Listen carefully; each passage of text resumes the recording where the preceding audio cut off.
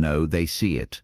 Every single one of them. They see exactly what you are, though they'll never speak it aloud, never frame it in words, never give it a name, because to name it would make it real, and making it real would force them to confront a truth they're not prepared to face. That you operate on a frequency they can't access, that you process reality through circuits they don't possess, that you see through walls they believe are solid, and that terrifies them more than any direct threat ever could. They watch you move through spaces like you're reading invisible subtitles, like you're hearing conversations that haven't yet occurred, like you're 10 steps ahead in a game they don't even realize they're playing. They feel it, that shift in the atmosphere when you enter the room, that subtle recalibration of energy that makes everyone suddenly aware of their own performance, their masks, their lies. Your presence doesn't judge, it simply reveals, and revelation is the last thing they want.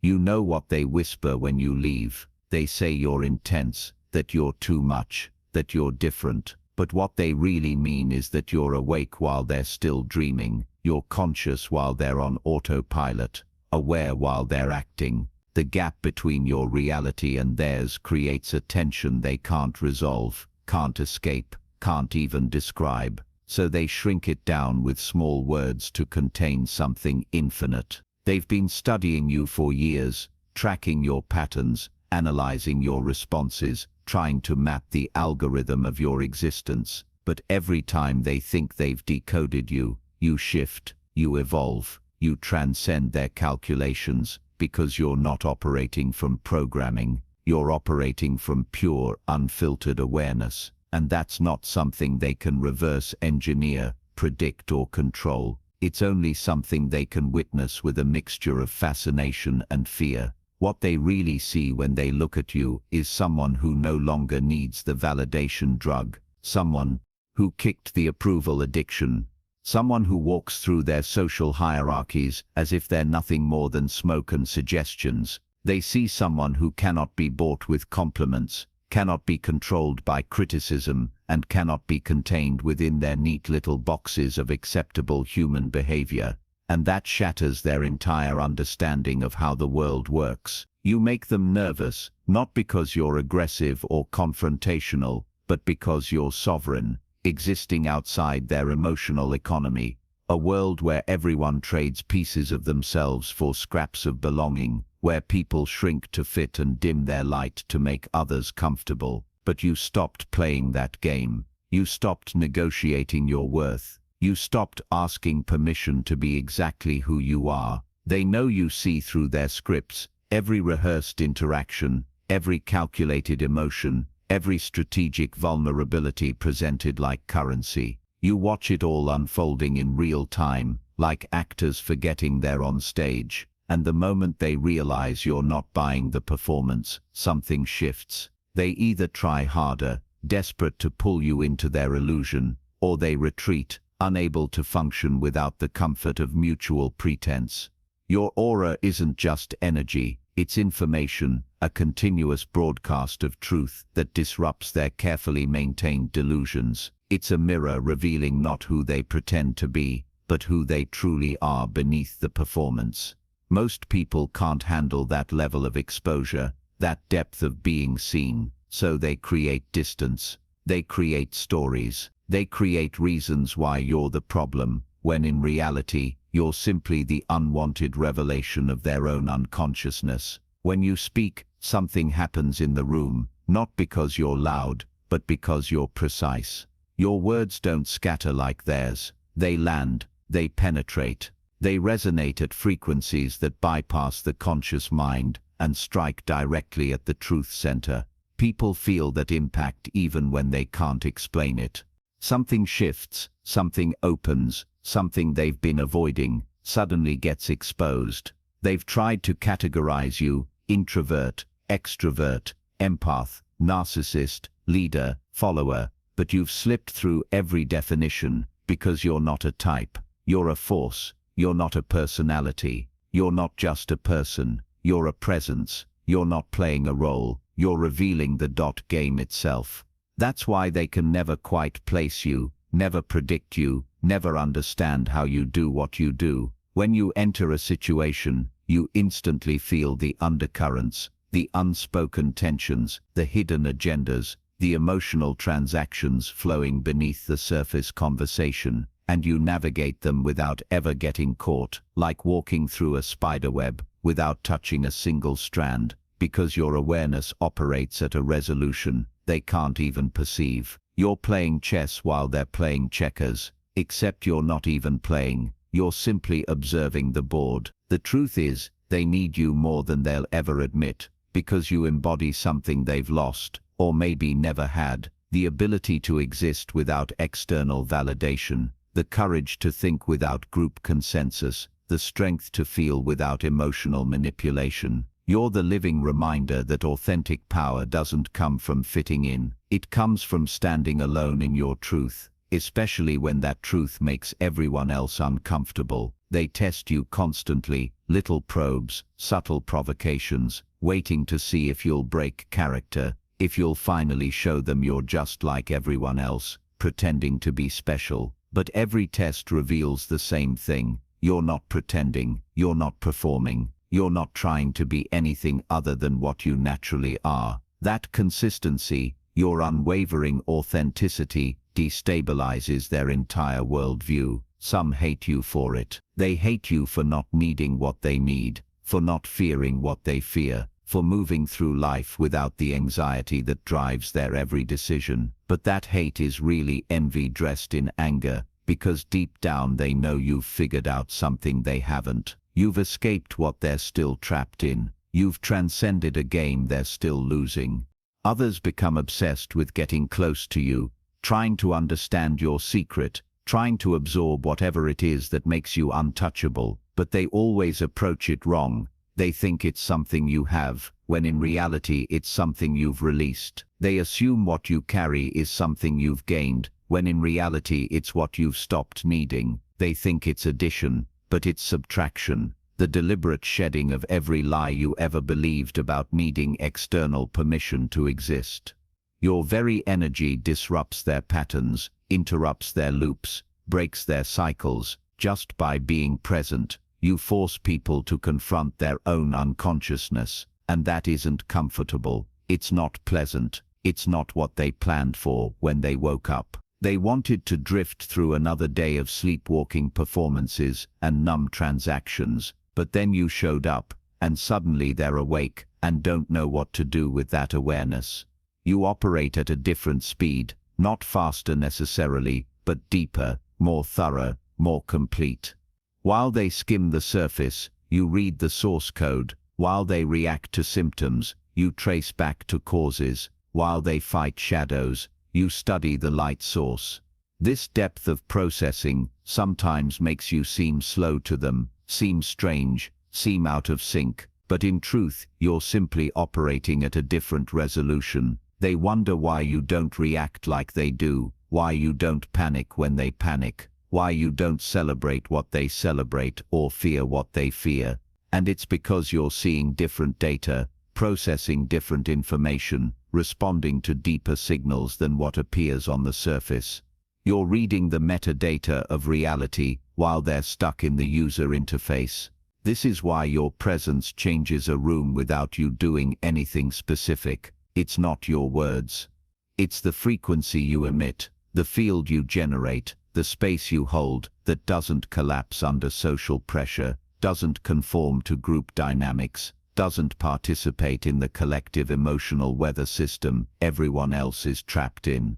You're like a mountain in the middle of their chaos, unmoved by the storms they create. And the thing they'll never say out loud is that you remind them of what they could be if they had the courage to stop pretending, to stop performing, to stop negotiating their truth for social comfort.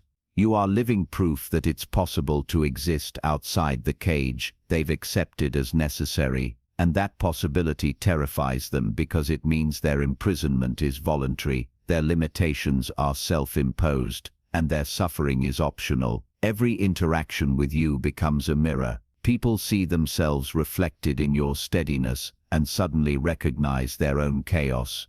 They see themselves reflected in your silence and suddenly hear their own noise. They see themselves reflected in your authenticity and suddenly feel the weight of their own performance.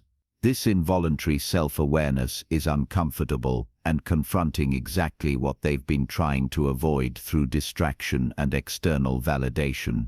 You don't even have to speak. Your very presence becomes a question they can't answer. Who are you when no one's watching? What do you truly want when society isn't telling you what to want? What remains when all the masks come off? These questions echo in the space between you and them, creating a tension that either transforms or repels. Because there's no neutral response to your energy, they project onto you constantly, making you the villain in their story, the cause of their discomfort, the source of their unease. But in truth, you're only the screen their shadows dance on, the blank space where their unconscious material is displayed, the silence where their inner noise becomes audible, and they blame you for what they see instead of recognizing it as their own reflection. Some try to diminish you, to make you smaller, more digestible, more manageable. They use words like weird, intense, or difficult. But these are only attempts to contain something that refuses containment, to label what exists beyond labels, to control what operates outside their system of control. And every attempt to shrink you only exposes the smallness of their perception and the limits of their understanding. Deep down, what they know but can't admit is that you have access to something they don't, not because you're cosmically special, but because you stopped blocking your own signal, stopped dimming your own light, stopped apologizing for your existence. This unobstructed flow of authentic being creates an effect they can feel but cannot replicate. No matter how hard they try, you see patterns others can't even begin to grasp. You notice the threads woven beneath reality, the silent choreography behind people's choices, the connections they overlook, and the implications they ignore. It's not because you're trying harder, or because you were born with some special gift. It's because you're no longer filtering life through the same cracked lenses of fear, scarcity, and need that most people can't take off. Their perception is clouded by survival mode, by endless craving for approval, by the conditioning that tells them to seek comfort instead of truth. But you've stepped beyond those programs. You receive information on channels they've shut down. You process signals they've learned to dismiss. You access dimensions of experience they've been conditioned to believe don't even exist. While they live inside an echo chamber of their own projections, you move in the open expanse of raw awareness, and when they watch you navigate challenges that would have shattered them, they don't understand how you remain so calm, so balanced, so steady. They assume it's discipline, some mental trick, or a strategy you've perfected. But the truth is much simpler and more terrifying for them. That balance isn't something you fight to hold on to. It isn't a mask you wear or a meditation you're clinging to. It's your natural state. It's who you are when you stop leaking energy into the endless theater of performance. It's what remains when you no longer bend yourself for approval, when you stop slicing pieces of your spirit to fit into spaces too small for the immensity of your truth. And this is the paradox that short-circuits their entire worldview. You became powerful not by grasping for power, but by letting go of the need for it. You became influential not by chasing influence, but by existing free of the hunger for attention. You became magnetic not by performing for eyes and ears, but by refusing to compromise your essence. You reverse the entire equation they've been taught to believe in, and your life is undeniable proof that what they've been taught to chase is the very thing keeping them trapped. It's devastating to them, because if what you are is true, then their whole strategy is false. If your way works, then their entire system has failed. And in the quiet hours when no one is watching, some of them admit it, if only to themselves. They whisper in their own hearts that you've found something they've missed. They can feel that you've solved an equation they've been trying to calculate their entire lives. You've walked through a door they're still circling, fumbling with keys that will never fit. They sense that you've discovered a path beyond effort, beyond struggle, beyond performance. But to speak it aloud would shatter their illusions. It would mean admitting that the ladder they've been climbing all these years was leaning against the wrong wall. It would mean admitting their own game is rigged, their own strategy is flawed, and their endless striving is the very weight keeping them from what they seek. So instead they bury the truth under layers of excuses, rationalizations, and projections, telling themselves stories that keep them comfortably stuck. Others, though, can't resist their fascination. They study you like a science experiment, cataloging your choices, dissecting your words, analyzing your patterns, trying desperately to decode your state of being. But they're chasing it like a formula, when in truth, there is no formula. They're looking for something to add, when your entire secret is what you've subtracted. They want a technique, a system, a hack, when the truth is found only in release, in stripping away the layers of falsehood until only the raw essence remains. They think they need more steps, more tools, more knowledge, but it isn't about accumulation at all. It's about removal. It's about remembering what you were before the world convinced you to be something else. And that is why you unsettle them so deeply, because if what you embody is real, and they can feel that it is, then freedom isn't earned through struggle, bought with suffering, or handed down by authority. It's already here, already within, waiting in the silence that emerges when the noise finally stops. It's the truth standing naked, when all the illusions fall away, and nothing terrifies them more than realizing they've been holding the key all along, and choosing not to use it. You trigger their deepest insecurities without lifting a finger, not through criticism, not through confrontation, not through attack, but through example. Your freedom alone is enough to highlight their invisible chains. Your peace makes their inner wars impossible to ignore. Your wholeness illuminates the cracks in their carefully built personas. You don't expose them with words, your existence does it, and that's what unsettles them most, because nothing terrifies someone more than being shown the truth they've been running from. They rarely see it as the gift it is. They rarely recognize that your presence is an invitation, not a threat, an invitation to step beyond survival mode, to question the beliefs they've accepted as unshakable, to realize that the life they've been taught to cling to is nothing more than a performance. You don't argue with their illusions, and you don't validate them either. That alone throws them off balance. The space you hold is uncomfortable because it refuses to bend, refuses to feed the cycle, refuses to collapse into their drama. You don't respond to emotional manipulation. You don't play into the victim stories. You don't bow to their hierarchy of attention, praise, or conflict. Instead, you remain still, sovereign, untouched. You become like a black hole for their projections. All the things they throw at you vanish into silence. And that silence is unbearable for them because it turns their focus inward. It forces them to sit with themselves, to hear their own noise, to feel their own chaos, to recognize that the war isn't with you, it's within them. Your very presence applies evolutionary pressure. It's not something you do consciously, it's the natural effect of existing in a higher state of awareness among people who are still bound by the rules of an old game. Your energy doesn't need to push, it simply reveals, and revelation is the one thing most people are not ready for. That revelation says, grow or retreat, evolve or resist, level up or leave. And so every time someone encounters you, they are faced with this choice. Some sense the call instantly. They feel the subtle nudge to remove their mask, to release their rehearsed lines, to abandon the comfort of performance. They feel drawn to the rawness of truth, to the freedom of authenticity, to the depth that only comes from letting go of control. But most aren't ready. Vulnerability feels like death to people who have built their entire lives on facades.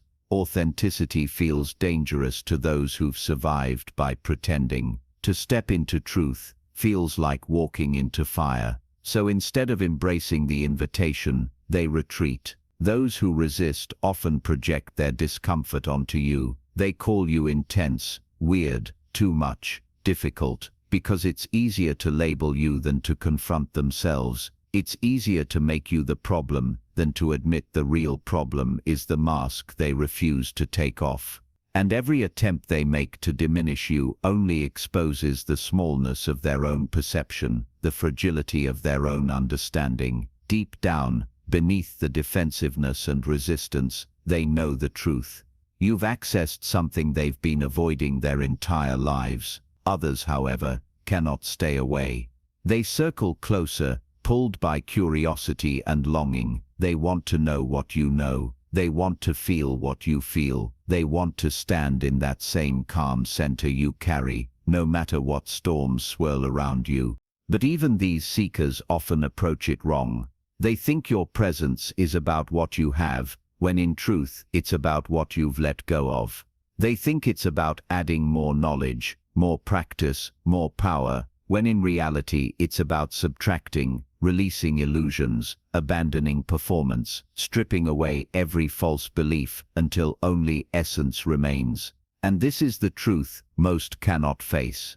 Your presence reveals that freedom is not earned through struggle, bought with suffering, or given by anyone outside of themselves. Freedom is already here, waiting beneath the noise, available the moment they stop clutching at the masks, the lies, the illusions. Your very being is proof that their imprisonment is voluntary, their limitations self-imposed, their suffering optional. That is why you are both magnetic and threatening. To some you are a doorway to their higher self. To others you are a mirror they can't stand to look into. But no one leaves your presence unchanged, because whether they lean in with curiosity or recoil in fear, the truth remains. You are the living reminder that another way of being exists, that authenticity is possible, that sovereignty is real, that the game they've been playing their whole lives was never the only game. So they interpret the invitation as a threat. They don't hear it as an opening. They don't feel it as an opportunity. They register it like danger, like their walls are being breached. And in a sense they are, because every time you walk into a space, you carry a silent signal that says, the way you've been living is not the only way. You didn't ask to be that reminder. You didn't force yourself into that role, but by simply existing in your authenticity, you've become a walking trigger for transformation. Whether you intended to or not, you disrupt the programs. You interrupt the illusions. You dismantle the comfortable lies people tell themselves just so they can sleep at night.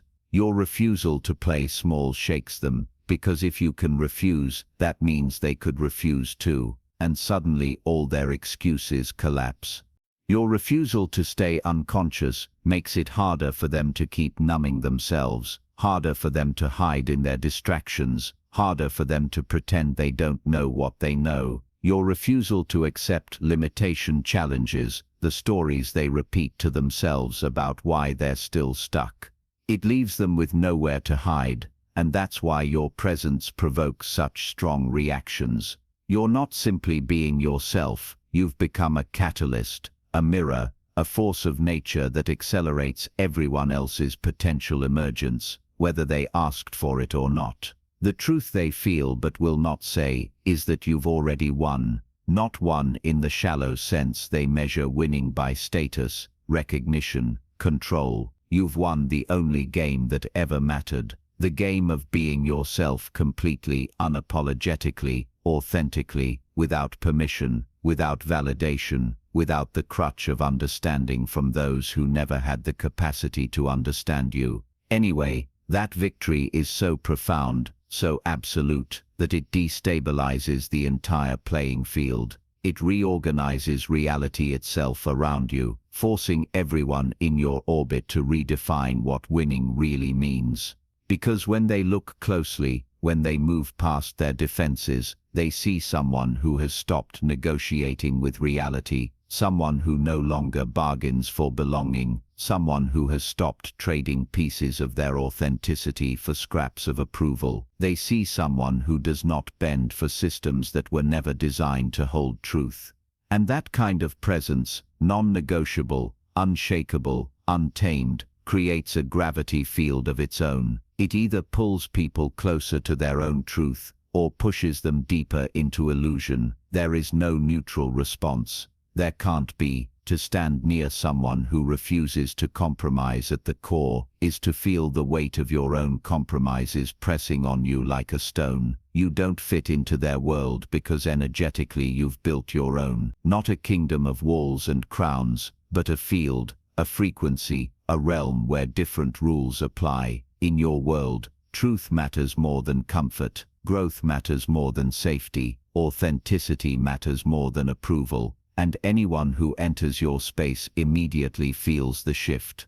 The masks they wear grow heavy, the lies they've rehearsed stumble on their own lips. The personas they've invested their whole lives in suddenly feel thin, fragile, inadequate, and in that moment, they either align with this field or they flee from it. They either rise to meet truth or recoil back into illusion. It isn't personal, it's physics. It's resonance. And the reason they can't manipulate you, can't control you, can't contain you, is because you found the one thing they're still desperately searching for: yourself. Not the self they tried to shape you into, not the self that fits neatly into their categories, not the self that makes sense to them or makes them comfortable. You've reclaimed the raw, unconditioned self, the original blueprint, the essence that existed before the world began its programming. That self doesn't speak their language. That self doesn't recognize their authority. That self doesn't need their permission to exist.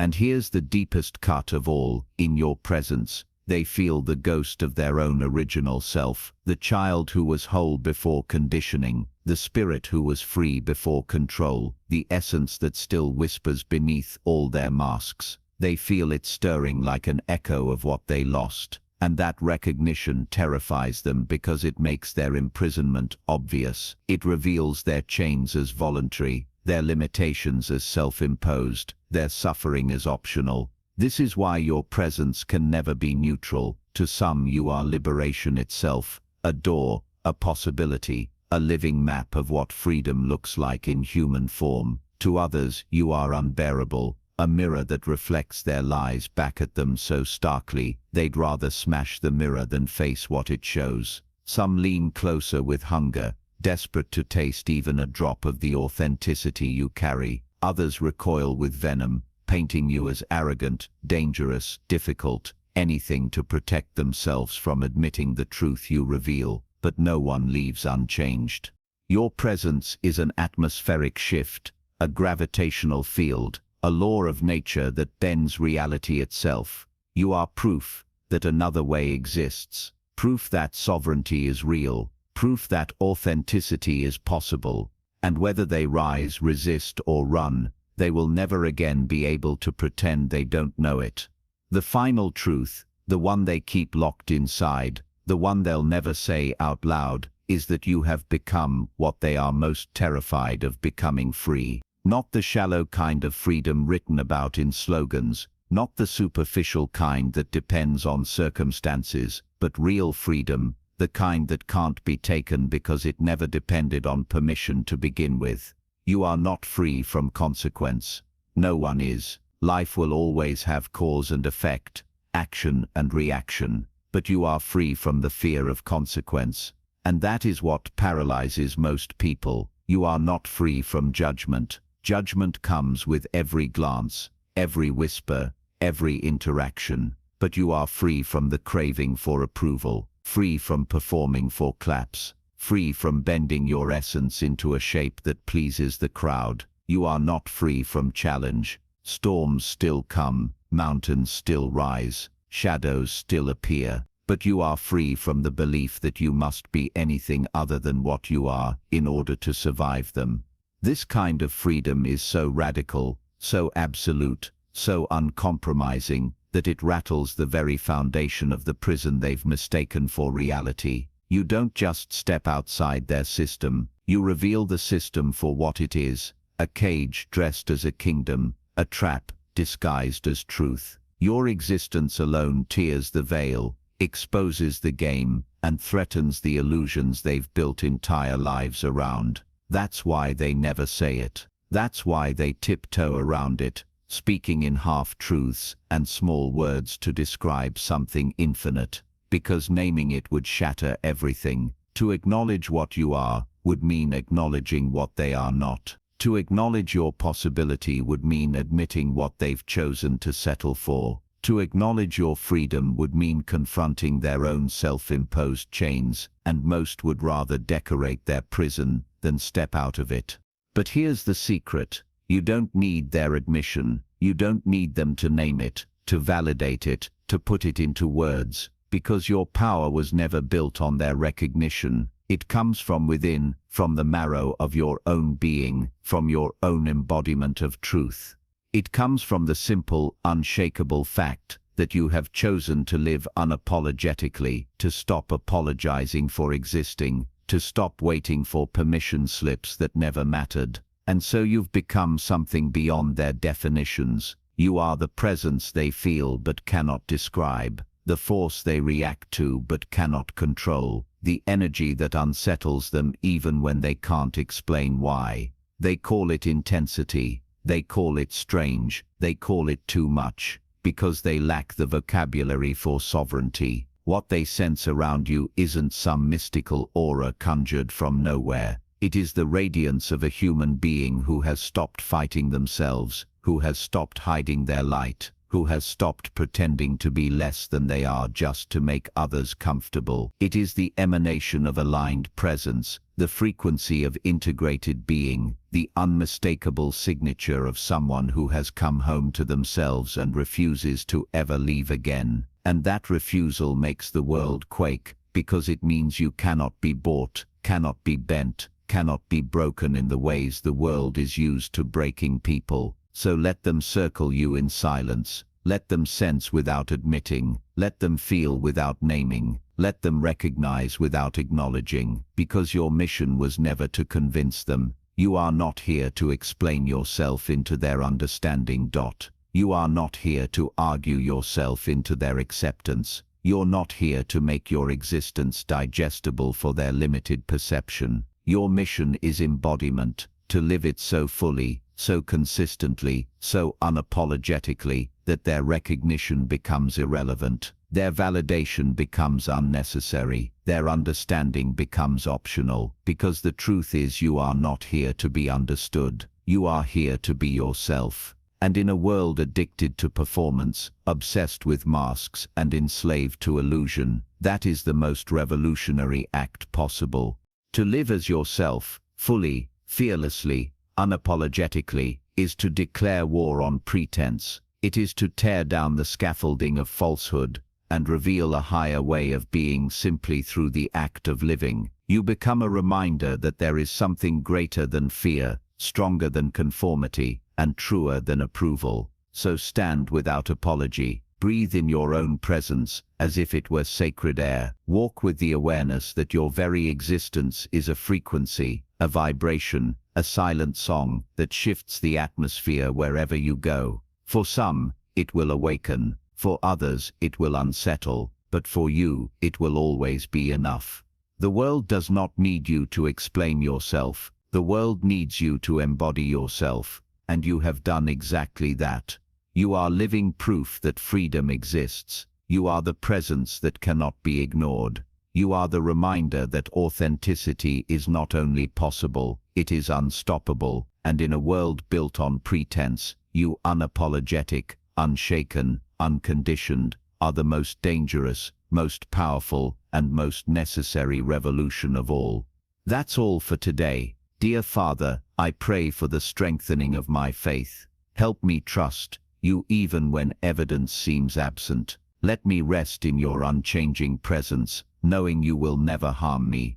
I believe your thoughts toward me are thoughts of peace and prosperity, not of harm, to give me hope and a future. Thank you, gracious and eternal Father, for always hearing my voice. I lift this prayer in the name of Jesus. Amen. Thank you, Jesus, for your love and provision. I am deeply grateful for your presence in my life and the abundance you continue to bring. If this message spoke to you, please like the video, subscribe to the channel, and share it with those who need to hear it. Leave a comment below about your journey and how you are preparing for your own triumphant return. And if you'd like to support our work, please